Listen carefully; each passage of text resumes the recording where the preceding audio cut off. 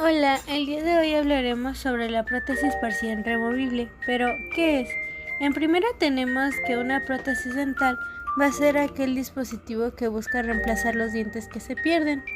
Está indicada en espacios edéntulos mayores de 2 dientes posteriores, en espacios anteriores mayores de 4 incisivos o espacios que incluyen un canino y 2 dientes contiguos, en espacios edéntulos bilaterales con ausencia de más de 2 dientes en un solo lado y también que cumpla con la ley de Ante, que pues después la veremos.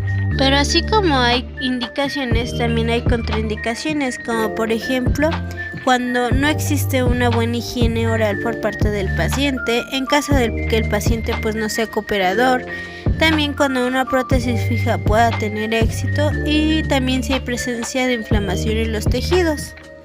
Aunque también se toma en cuenta la presencia de torus que va a impedir la rehabilitación. Dentro de sus ventajas tenemos la relación costo-beneficio, que es de menor tiempo de realización, versatilidad, requiere poco desgaste de la estructura dentaria, es de fácil mantenimiento, es la solución para situaciones difíciles de resolver y desacelera la reabsorción ósea. Como desventajas tenemos la alteración bucal y las alteraciones de terreno protético. Continuando tenemos la clasificación de Kennedy. Esta se basa en la topografía, es decir, en la relación entre las fisuras desdentadas y el resto de los dientes. Debemos considerar entonces que hay 4 clases de Kennedy y también tienen subdivisiones que son pues correspondientes a estas clases. La primera clase significa que es desdentada bilateral posterior, es decir, que presenta ambas zonas posteriores desdentadas permaneciendo el grupo anterior. En la clase 2 es un desdentado unilateral posterior, es decir, presenta la presencia de una zona posterior de un solo lado desdentada. En la clase 3 es desdentado unilateral con pilar posterior. La característica de esta clase es que el espacio desdentado se encuentra entre piezas dentarias remanentes, es decir, que hay una brecha posterior de un solo lado, pero esta empieza con una pieza dentaria a la que llamaremos diente pilar. En la clase 4 es un desdentado bilateral anterior. Esta clase no tiene subdivisiones, por lo que si se presenta más de una brecha desdentada estaría encuadrada dentro de las clases 1, 2 y 3. Las modificaciones son variantes de la clase 3.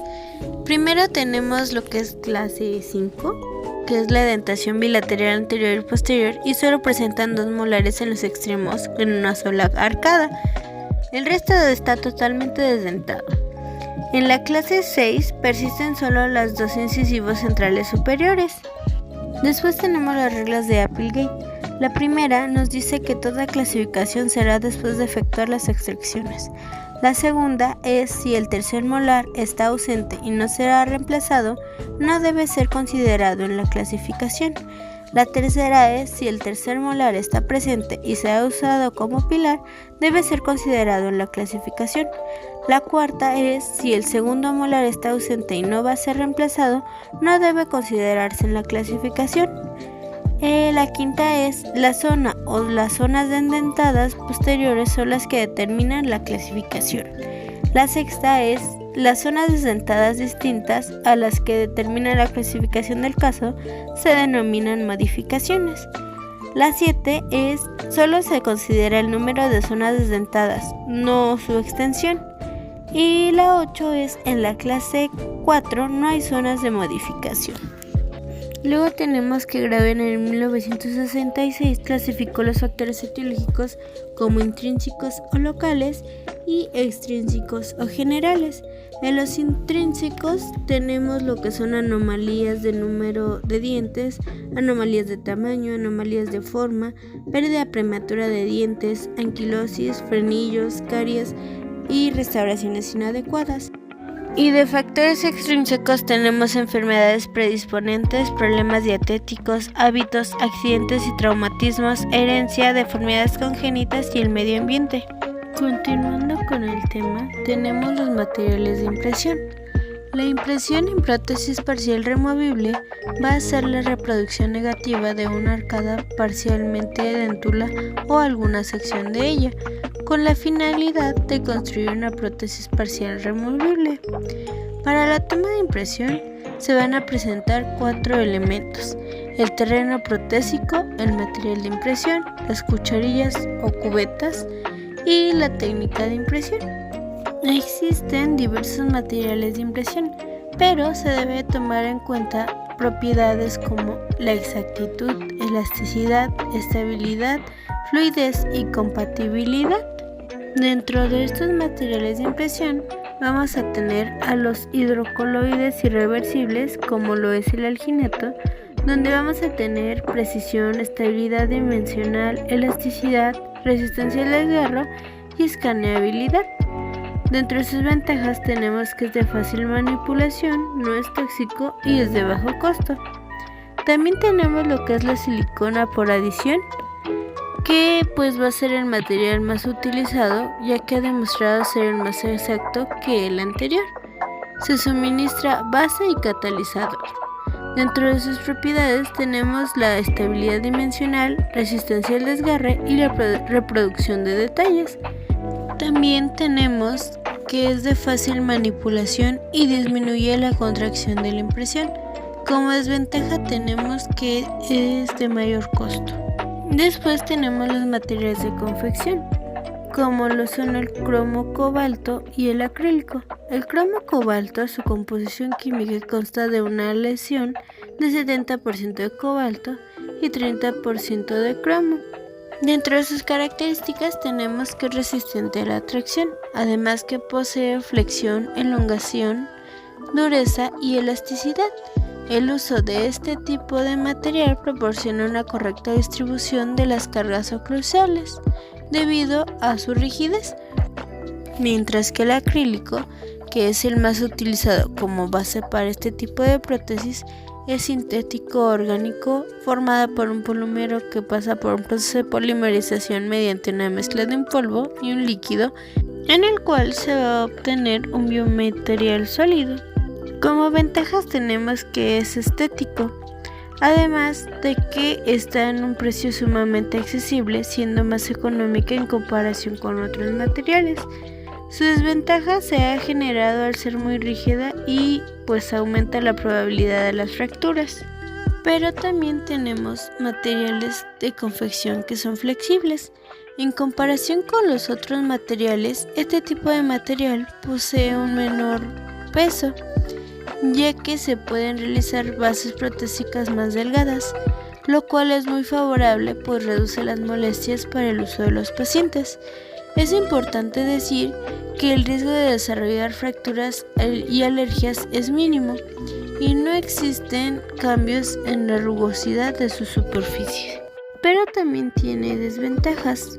Por ejemplo, podemos decir que las superficies se van a dañar fácilmente y pierden gradualmente el brillo después de un tiempo de usarla. Debido a ello se vuelve más áspera y oscura, además de que su retención en boca es difícil de ajustar. Después tenemos a los componentes o partes del aparato de una prótesis parcial removible, los cuales son conector mayor. Este va a ser el elemento rígido que une de manera directa o indirecta. El conector menor. Su función es unirse con los conectores menores y transferir las cargas oclusales. Retenedor. Consisten en diferentes tipos de dispositivos diseñados para resistir las fuerzas que tienden a desalojar la prótesis. Apoyo. Es cualquier aditamento que esté sobre el diente. Los apoyos van a ser oclusales, linguales e incisales. Base o rejilla es la unidad que cubre los tejidos blandos del soporte protésico y a la cual se unen los dientes artificiales. Y los dientes artificiales, que son el módulo que reemplaza dientes naturales ausentes. Los conectores mayores se van a dividir en dos, en maxilares y en mandibulares. Dentro de los maxilares tenemos a la banda palatina, la cual se va a ocupar cuando tenemos brechas desdentadas, cortas, bilaterales, simétricas y dentosoportadas. Esta debe de seguir la anatomía del paladar, evitando las arrugas palatinas, delimitándose por 4 puntos de apoyo. Su espesor tiene que tener un promedio de 8 milímetros y debe ser en todo su espesor. Luego tenemos forma de U o herradura. Esta se va a emplear en presencia de torus palatino o en clasificación 4 de Kennedy. Presenta una desfavorable desventaja contar con las fuerzas biomecánicas, por eso se le deberá dar un espesor de 8 milímetros en el área anterior y unos 6 milímetros por debajo de los dientes adyacentes. También tenemos la placa palatina, la cual se va a usar cuando tenemos la presencia de brechas desdentadas largas hacia distal, en bordes residuales que presentan un buen soporte y cuando se requiera una mayor distribución de fuerzas. Esta debe extenderse desde el paladar duro sin interferir con el paladar blando. Tiene que tener un espesor de 0.4 a 0.5 milímetros. También tenemos la banda palatina antero-posterior. Esta se utiliza en casos de brechas múltiples alejadas. Al tener una forma de paralelograma, incrementará la rigidez del conector y al ser en su parte central abierto, nos permite reducir el peso del conector, además de que se vuelve una alternativa en la presencia de torus palatino. En su parte anterior se colocará a 6 milímetros de los surcos gingivales palatinos y en su parte posterior deberá estar por lo menos en el límite del paladar blando y duro. Ambos tendrán que seguir la forma del paladar. Se recomienda un espesor de 0.5 milímetros y un ancho de 5 a 8 milímetros. También tenemos la barra palatina. Esta está indicada cuando debemos reemplazar un diente a cada lado del arco. Cuando tenemos la ventaja de tener un soporte dental soportado, también nos ayuda. Su forma es de media caña con un ancho de 4 milímetros por 3 a 4 milímetros de altura. Tenemos posterior y anteroposterior. Ahora tenemos a los mandibulares. Primero tenemos a la barra lingual. Esta se utiliza cuando tenemos suficiente espacio entre el espacio vertical y el piso de boca, ubicándose esta a por lo menos 4 milímetros de distancia del límite cervical. Su espesor debe tener 5 milímetros, debe ser biselada y en forma de pera. Después tenemos la placa lingual. Esta se emplea cuando se presenta un piso de boca muy profundo y puede existir por ello una interferencia con la lengua, generando el desplazamiento de este conector mayor. Además de que cuando es necesario dar una ferilización a los dientes anteriores afectados por enfermedad periodontal, tendrá que ser festoneada. Debe tener un espesor de 10 milímetros y colocada sobre el surco alveolo-lingual. Luego tenemos la doble barra lingual o barra lingual mandibular con barra continua, que es barra singular. Esta se utiliza cuando se requiere mayor retención del conector mayor y ferulización de los dientes anteriores. Se dará un espesor de 3 milímetros a la parte que se ubicará sobre los cíngulos de los dientes, deberá seguir la forma de estos y estar festoneada.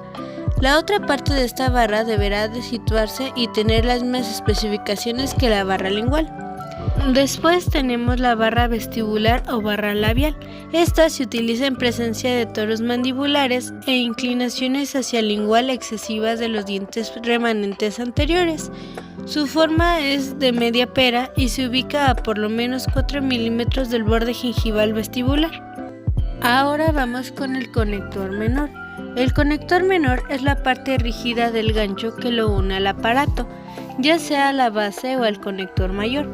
Establecer ese nexo es su función principal. Siempre que sea posible, su cara dentaria cumple la función de placa guía para orientar la inserción o retiro de la prótesis. De acuerdo a su ubicación se distinguen tres variedades. 1. Conector menor proximal de unión a la base. Este se ubica en la cara proximal del pilar que mira a la brecha. Aquí la forma de placa es más favorable pues interfiere menos en la colocación del diente artificial próximo al pilar.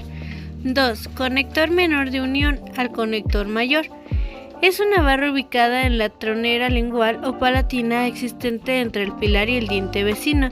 No es conveniente que se construya sobre la cara libre pues resulta muy perceptible por la lengua. 3.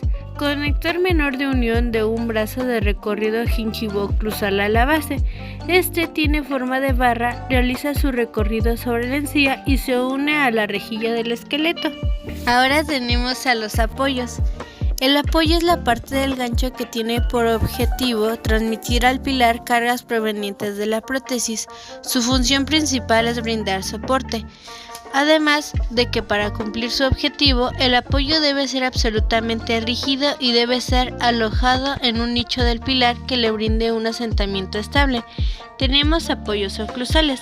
Estos son los que se ubican en las caras oclusales de los dientes posteriores. Se reconocen tres variedades.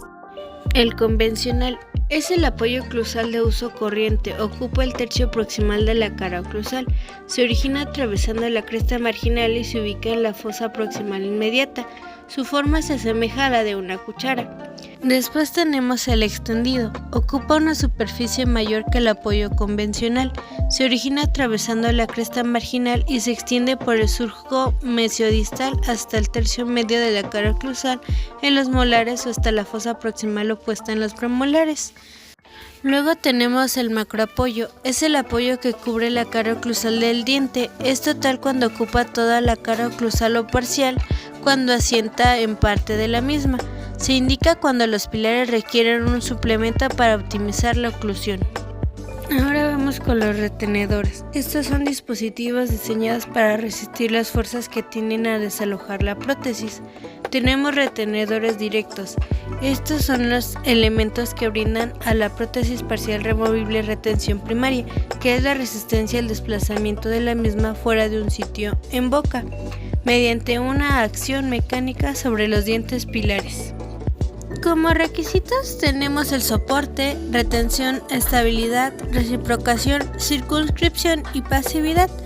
Los elementos que lo componen son 1. El brazo retentivo, 2. El brazo recíproco, 3. El apoyo oclusal, 4. El cuerpo y hombro, 5. Terminales retentivas y 6. Conector menor, que de hecho los mencioné conforme están marcados en la imagen. Dentro de su clasificación tenemos a los extracoronales. Estos usan las propiedades anatómicas originales o modificadas del diente para colocar elementos sobre sus superficies que ofrezcan las propiedades requeridas. Tenemos los circunferenciales.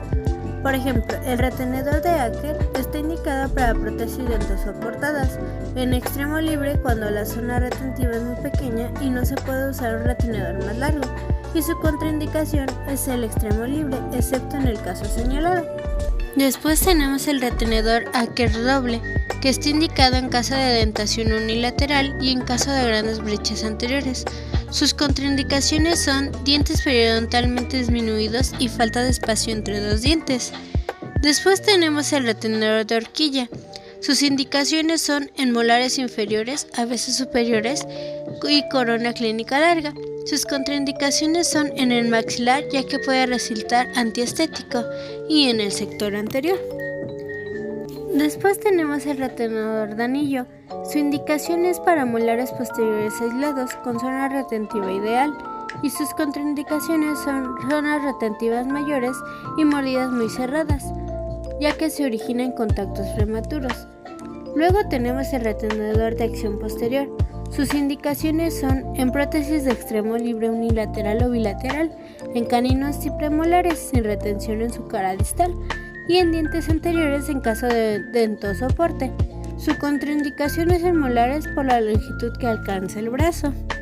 También tenemos el retenedor equipoise, donde su indicación es en caninos y premolares en caso de clase 1 y 2 de Kennedy, y sus ventajas son alta estética, fácil diseño y confección, excelente soporte, retención y estabilidad, y no interfiere en el acúmulo de placa bacteriana. Después tenemos el retenedor de barra. Este se indica en casos de brecha y de extremo libre. Es usado en caninos y premolares y en zona retentiva distovestibular. Sus contraindicaciones son grandes zonas retentivas a nivel de tejido blando y vecino al diente pilar, y también en paciente con labio corto. Pero también tenemos a los retenedor de barra. Por ejemplo, el retenedor T puede usarse en cualquier diente, preferentemente dientes anteroinferiores y premolares superiores o inferiores. Puede alojarse totalmente bajo el ecuador o solo una de las ramas de la T. También está el retenedor U, que es más rígido y se indica en premolares y molares inferiores. Y después está el retenedor L. Este es similar al anterior, pero con una sola rama vertical. Es más elástico, menos visible y está contraindicado en prótesis unilateral. También tenemos retenedor I, que está indicado en caras distovestibulares de caninos y premolares superiores por su escasa visibilidad. Resulta ser más rígido por su pequeña dimensión. También está el retenedor C. Por su forma, va a permitir ser ubicado en retenciones proximales muy ocultas. Y el retenedor S, que está ubicado en zonas de encías muy retraídas, caras muy convexas o con erosiones muy marcadas. Pero también están los intercoronarios. Ya que acabamos con los coronarios, siguen estos. En sí, estos se van a ubicar dentro de la corona del diente pilar para crear retención por fricción de sus elementos. Dentro de estos tenemos a los retenedores indirectos, que son aquellos elementos que complementan las fuerzas ejercidas por los retenedores directos. Van a evitar el desalojo y la rotación de la prótesis parcial removible, utilizando las características anatómicas y ubicación en la arcada de pilares secundarios. Después tenemos las bases, que descansan sobre los tejidos blandos, brindando siempre soporte y a veces estabilidad y retención para las prótesis dentomucoso-portadas. Proporcionan la retención para los dientes artificiales. Pueden ser metálicas y acrílicas. En las metálicas tienen una mayor exactitud y estabilidad dimensional siempre que los rebordes residuales sean amplios, duros, con una mucosa lisa y consistente sin retenciones. Su indicación es en prótesis dentosoportada o en ausencia de uno o dos dientes en un cuadrante. En rebordes residuales amplios, lisos, anchos, donde el factor óseo es positivo y que presumiblemente no se absorberán, y en espacios intermaxilares cortos. Las acrílicas tenemos que poseen en su interior una estructura metálica que refuerza y sirve como conector menor para unir la base al conector mayor. Son de dos tipos, en malla y enrejado abierto. Después tenemos a los dientes artificiales. Estos son elementos que reemplazan los dientes faltantes en prótesis. El material empleado en cada caso va a depender de la función estética y fonética. La decisión de emplear un tipo u otro de dientes, el tamaño, la forma y la encía artificial dependerá de ciertos factores, como lo es la edad y el sexo, grupo anterior o posterior, estado periodontal, que si es deriva dentaria y retracción gingival, número de dientes sustituidos, relación intermaxilar y oclusión, antagonista, tipo de labio y estética, y también el estado y forma del reborde edéntulo. Como material tenemos que hay dientes de acrílico sobre base de acrílico. Los acrílicos empleados actualmente son más resistentes a la abrasión y a la fractura y poseen una mejor estabilidad del color. Después tenemos los dientes con superficie oclusal metálica. Estos se fabrican en el laboratorio para casos en donde se combina el tratamiento estético con la parte funcional. La parte de metal se fabrica por colado y la estética se puede obtener preformada de dientes o carillas comerciales tanto de acrílico como de porcelana, o también se fabrica con porcelana, acrílicos o resina compuesta. También tenemos los dientes de porcelana sobre base acrílica. Los acrílicos empleados actualmente, como ya lo dije, son más resistentes a la abrasión, a la fractura y poseen una mejor estabilidad del color. Luego seguimos con lo que es el diseño de la prótesis parcial removible. Como tal, iniciaremos con la obtención de modelos. Los modelos de estudio se utilizaron para la planificación inicial del caso. También se utilizan para la documentación de la situación clínica pretratamiento, por lo que deben de estar bien hechos. Por ejemplo, las superficies de las piezas dentarias deben de estar libres de depresiones o porosidades ocasionadas por aire atrapado dentro del yeso piedra o de cualquier otro desgaste ocasionado por el recortador de modelos. También la superficie de yeso debe estar perfectamente cristalizado.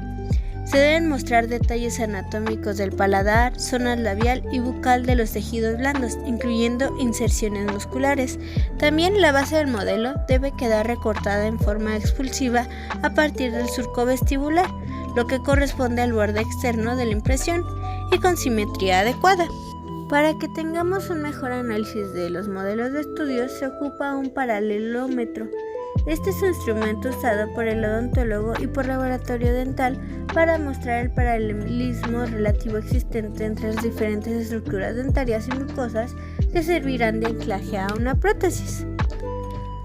También tenemos que se debe usar en caso de la rehabilitación de un paciente, ya sea desdentado parcial o desdentado total, en la etapa de análisis individual de modelos primarios, en la búsqueda de información que nos permita obtener un diagnóstico y planificar los cambios necesarios que mejoren el soporte, la retención, la estabilidad y la estética de la futura prótesis. Después tenemos el ecuador protésico. Esta es la línea virtual que corresponde a la parte más prominente de todos los dientes y de las otras estructuras anatómicas de la arcada, ante un eje de inserción determinado. Se denomina eje de inserción o camino de inserción de la prótesis parcial removible a la trayectoria que se realiza el aparato durante su colocación, desde que toma contacto con el terreno protético hasta alcanzar su posición final. También funciona desde el momento en el cual las partes rígidas de la prótesis contactan con los dientes de soporte y luego continúan hasta la porción final de la prótesis. Después tenemos los principios de diseño. Por ejemplo, este tipo de prótesis debe ser rígida. Los complejos retentivos deben tener apoyos que dirijan las fuerzas oclusales sobre el eje mayor de los dientes pilares. El diseño debe ser simple, que tenga la mínima cantidad de dispositivos suficientes para que la prótesis sea funcional. El máximo soporte mucoso es necesario para el extremo libre, clases 1, 2 y 4 de Kennedy. Las fuerzas oclusales deben ser distribuidas sobre los dientes remanentes y la mucosa, y también la retención no es un factor primario del diseño. Para la prótesis parcial removible es más importante el soporte positivo que la retención. También se debe disminuir el brazo de potencia desde la aplicación de la fuerza hasta el fulcro del diente, haciendo menos eficiente la palanca. Los conectores mayores nunca deben terminar en el margen gingival. También los conectores mayores deben cubrir solo las zonas estrictamente necesarias. La oclusión de la prótesis debe armonizar con la de los dientes naturales. Las bases de este tipo de prótesis de extremo libre deben brindar la máxima distribución de fuerzas. El diseño de la estructura mecánica de esta prótesis es siempre responsabilidad del odontólogo, y todos los factores mecánicos y biológicos deben ser comprendidos y aplicados al confeccionar una prótesis parcial removible. También hay que evitar comprimir la papila interincisiva por la salida del paquete vasculonervioso. También el borde libre de la encía porque tiene irrigación terminal. Y pues si nosotros lo obstruimos podemos producir necrosis. También se debe de cuidar el rafe medio.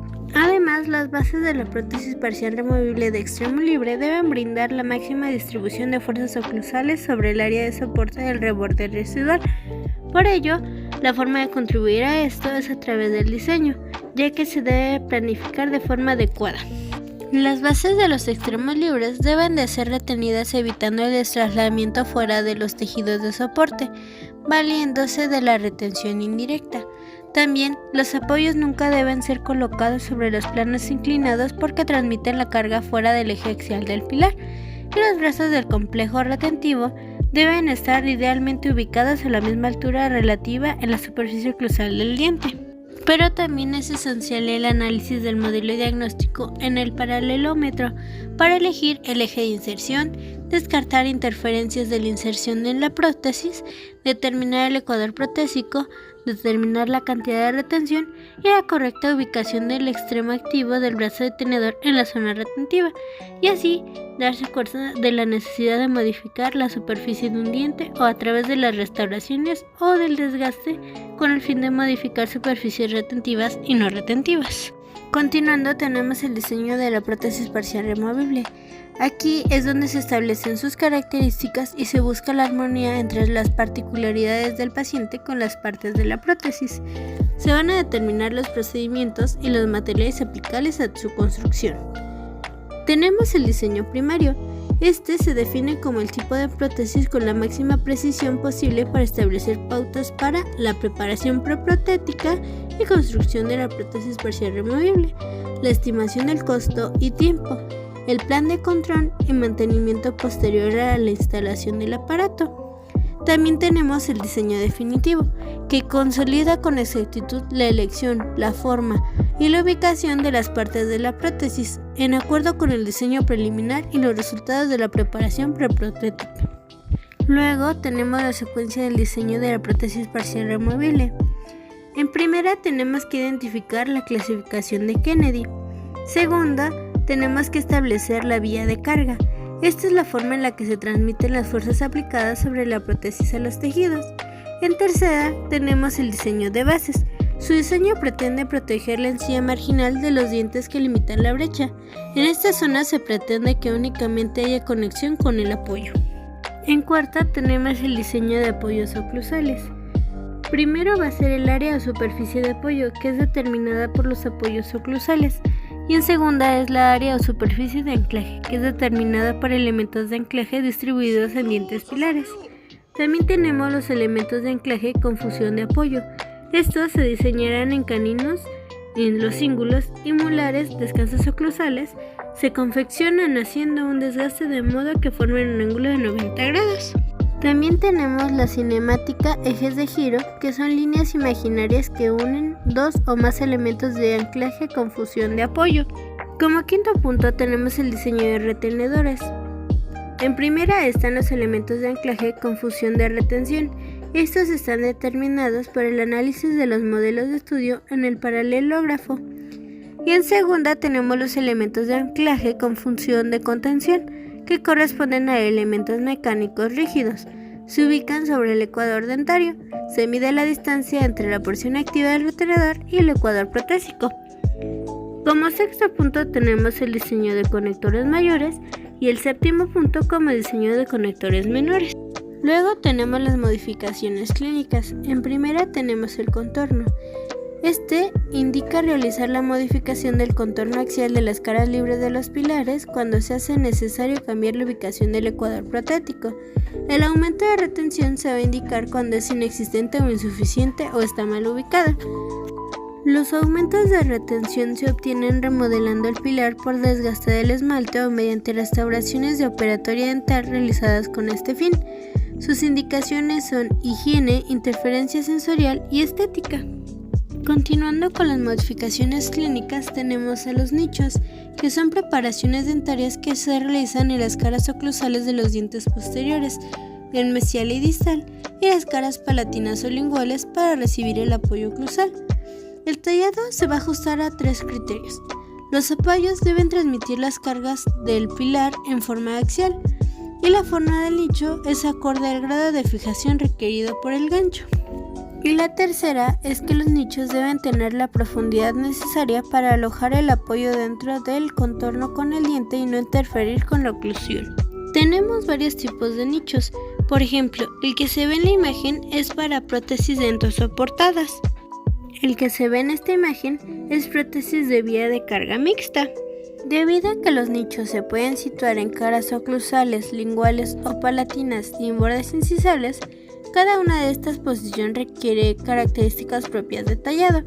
Por ejemplo, el que se ve aquí en la imagen son nichos para apoyos oclusales.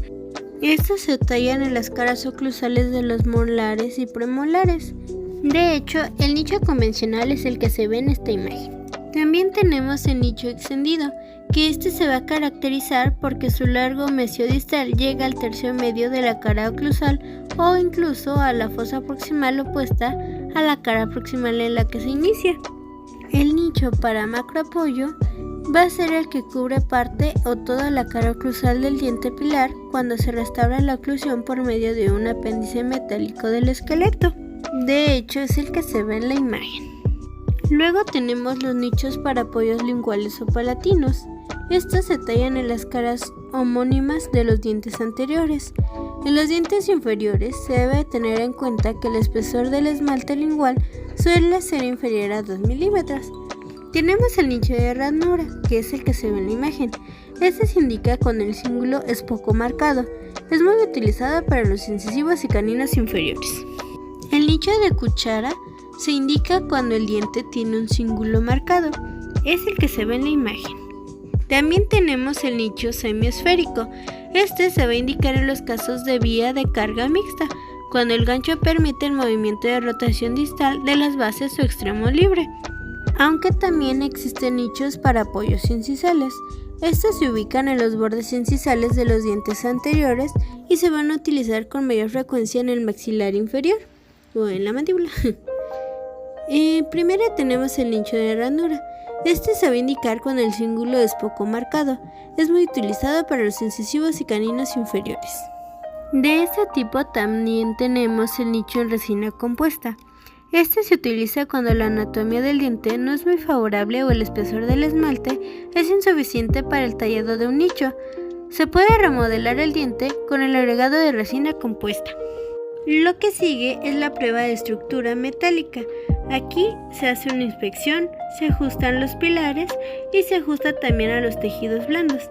Aquí se va a examinar que existe un íntimo contacto de los conectores mayores palatinos con el terreno, así como se controla el alivio de la conexión mayor e inferior de los conectores menores y en las rejillas de retención para las bases. También va a haber un ajuste de la oclusión. Una vez que coloquemos el esqueleto, se va a hacer el control de oclusión de los apoyos. Se va a trabajar con el auxilio de un spray o papel articular y se realizan los ajustes necesarios para el desgaste del metal. Y se debe de realizar un control del anclaje. La eficacia del anclaje se controla evaluando las funciones de soporte, retención, reciprocación y fijación. De hecho, también debemos de tomar en cuenta las relaciones intermaxilares, cuya clasificación es céntricas. Aquí tenemos la relación céntrica, relación de máxima intercuspidación y la relación de oclusión céntrica. La excéntrica es la relación de laterotrusión derecha e izquierda y la relación protrusiva. La relación de orientación son las referencias del cráneo. También está la relación vertical, que aquí se ve la dimensión vertical de oclusión y la dimensión vertical de reposo. Y por último tenemos las relaciones horizontales, que son la relación céntrica. Dentro de los puntos a considerar de estas relaciones intermaxilares tenemos el análisis de la oclusión presente, la corrección de anomalías oclusales existentes, el registro de la relación céntrica o de una oclusión estética ajustada, el registro de las relaciones excéntricas de las arcadas o de la oclusión funcional excéntrica y la corrección de discrepancias oclusales. Otro punto a considerar para la prótesis parcial removible es la selección y color de los dientes. Por ejemplo, tenemos que la percepción del color puede verse influenciada por varias circunstancias, unas debidas a la propia naturaleza del diente, otras a la luz, al entorno o a la idiosincrasia y aspectos psicológicos del observador. Por ello, se pide tomar en cuenta el neutralizar colores fuertes de ropa, eliminar el maquillaje, en especial el labial, tomar la muestra de color después de una limpieza dental y el clínico debe de usar una bata blanca. Para ello tenemos guías de color. Las guías de color van a ser aquellos instrumentos que nos van a permitir obtener el color requerido mediante la comparación visual directa. Dentro de los más utilizados tenemos de la casa Ivoclar, Vivadent y de la casa Avita, que son los que estamos viendo en las imágenes. Luego tenemos la prueba de dientes en cera y ajuste oclusal. Para esta prueba, las prótesis deben tener todos sus dientes colocados y las bases deben de estar conformadas en ceras en la forma más exacta posible. Aquí tenemos en primera que se debe checar la estética. Esta consiste en evaluar si el resultado que producen los dientes artificiales está de acuerdo con las necesidades y las expectativas del paciente y del profesional. Luego tenemos el control de plano oclusal. Aquí se va a observar que hayan respetado las referencias faciales, labiales y orales. También tenemos el control de la oclusión. En esta prueba se va a intentar interponer entre las arcadas artificiales las puntas de una pinza de algodón. Si la oclusión es correcta, será imposible introducir la pinza. Para el control de oclusiones excéntricas, se va a verificar que se cumplan con las pautas establecidas de disoclusión o función de grupo, mientras que para el control de guía anterior se va a realizar por medio de los desbordamientos vertical y horizontal. De hecho, en esa prueba se le va a pedir al paciente que muerda una hoja de papel con los dientes anteriores. Cuando realice este acto sin esfuerzo, indica que todo ha sido bien elegido. También se debe realizar la prueba de control fonético. Aquí se le pide al paciente que diga palabras con la letra M, con las consonantes labiodentales F, V y PH y las linguodentales TH, CH, J, S y Z. Por último, se le deben de dar indicaciones al paciente para que nuestro tratamiento protético tenga éxito, como lo es la limpieza de su prótesis, la colocación y su retiro, las precauciones como lo es no dejar caer la prótesis, el uso nocturno y reforzar las técnicas de cepillado e higiene bucal. Y bueno, esto ha sido todo. Gracias por ver el video. Pero antes de irnos se me pasaba a comentar que este video está basado en una exposición que fue impartida por los alumnos Peredo Martínez Paola, Moreno Jiménez Tania Eraíz, Ramírez Montiel Carla Valeria y Monroy Rivas Axel Adrián, que son alumnos de la FE Zaragoza. Ahora sí, nos vemos.